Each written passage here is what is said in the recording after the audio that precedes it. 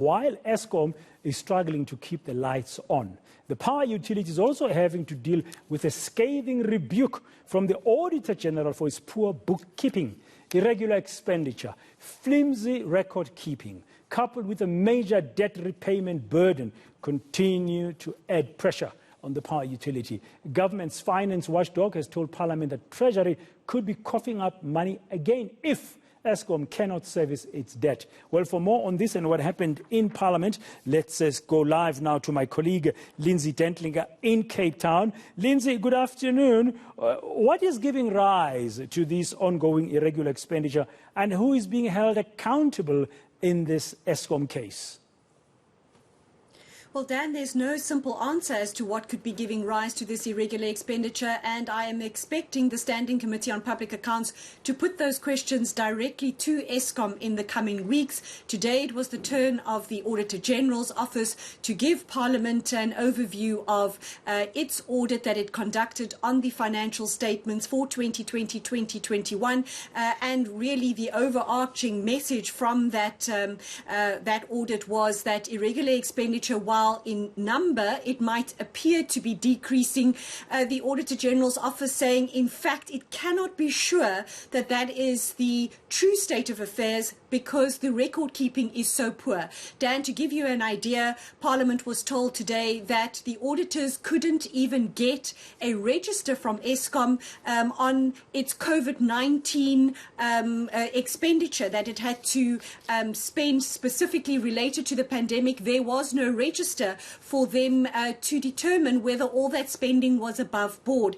And the Auditor-General's office telling Parliament today that Eskom could no longer continue to blame legacy contracts, legacy issues for this irregular expenditure because it is continuing to this day, and that management is not doing enough to hold those responsible accountable for. They say we only see the big fish in the dock on our television screens, but the ordinary official down the passage, not sufficient action being taken against those who are responsible for not keeping proper records, and making it very difficult for auditors to determine whether the financial state of affairs in terms of the financial statements and the figures that we see, whether that is a true reflection.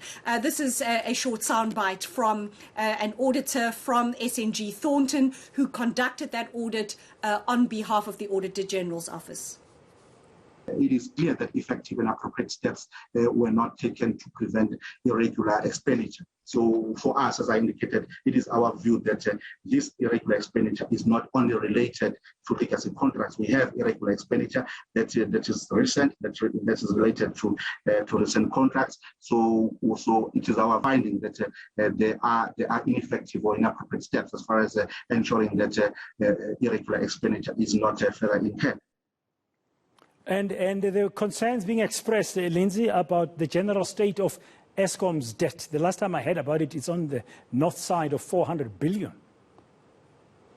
Correct. We hear about this all the time. Eskom last month telling the nation that they'd managed to get that debt down by some 80 billion rand or so over the last financial year. But again, the Auditor-General's office is saying this is a grave concern, that within 5 years they will have to have at least 152 billion rand in their bank account to service their debt, and a further 125 billion just to service the interest costs. So the Auditor-General's office again highlighting this as a major concern, and saying that if Eskom doesn't get that money together, it will again be up to Treasury to stump up the cash to pay the debts as they become due within the next 5 to 6 years, Dan.